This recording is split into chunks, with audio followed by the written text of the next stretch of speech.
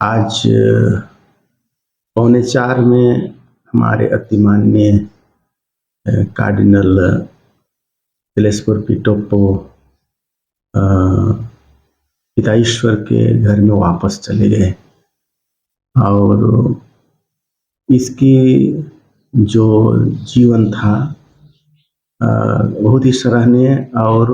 उदाहरणपूर्ण था। मैं इसको 1985 से जब मैं हाई स्कूल में था उस समय से जानने लगा, जब हमारे स्कूल में आए हुए थे और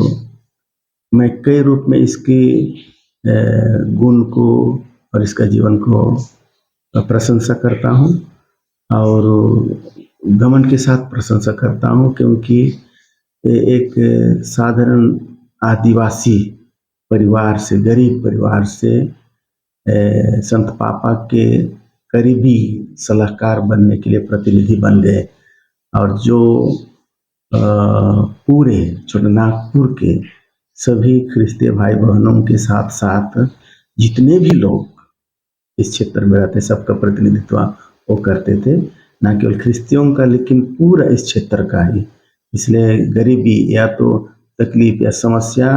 सबों का यही भाट होके हमारे लिए जाते थे। मैं इसको कह सकता हूँ एक गुरु के रूप में और एक आध्यात्मिक व्यक्ति के रूप में, और उसके साथ साथ हम शारीरिक भी कह सकते हैं। इतनी लंबी उम्र के साथ साथ कई चीज़ों का काम किए और इनके बोली में बहुत मधुरता थी। भाषा शैली भी कहेंगे तो हिंदी, अंग्रेजी, इटालियन बहुत ही शुद्ध भाषाओं का उपयोग करते थे और ये उसकी तीव्र बुद्धिमत्ता का भी चिन्ह है और मिलनसारिता का भी चिन्ह है। सामाजिक क्षेत्र में काफ़ी घुल मिल करके रहते थे, जहाँ भी हम लोग को संस्कार देने के लिए आते थे और सचमुच में हमको एक तरह से अपनेपन का भाव अनुभव होता था। जैसे हम लोग मिलते थे, हम लोग छोटे लोग थे लेकिन उससे मिलना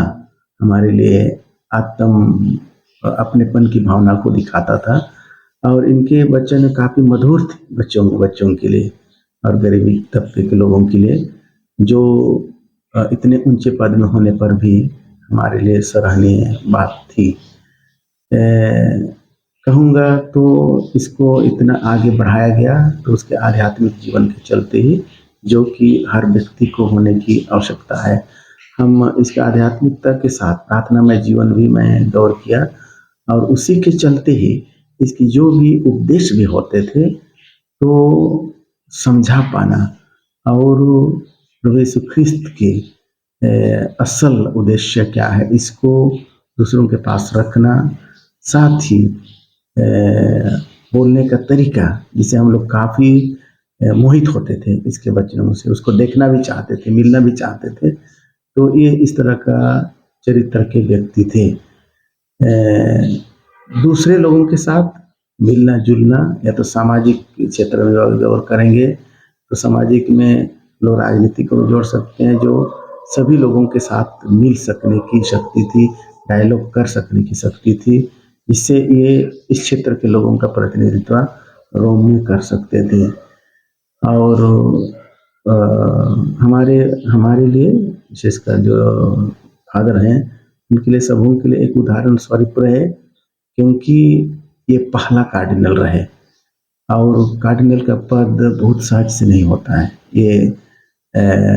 मुश्किल से अभी अब कब बनेगा अगला कार्डिनल हम लोग नहीं कर सकते हैं, लेकिन हमारे लिए गर्व की बात थी एक आदिवासी हो करके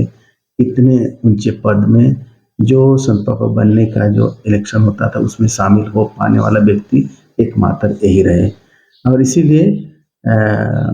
यहाँ की समस्याओं को वहाँ तक पहुँचाना और वहाँ के संदेश को हमारे तक पहुँचाने में ये इसका बहुत बड़ा अच्छा सोच और बहुत अच्छा सहयोग रहता था। सभी फादरों के साथ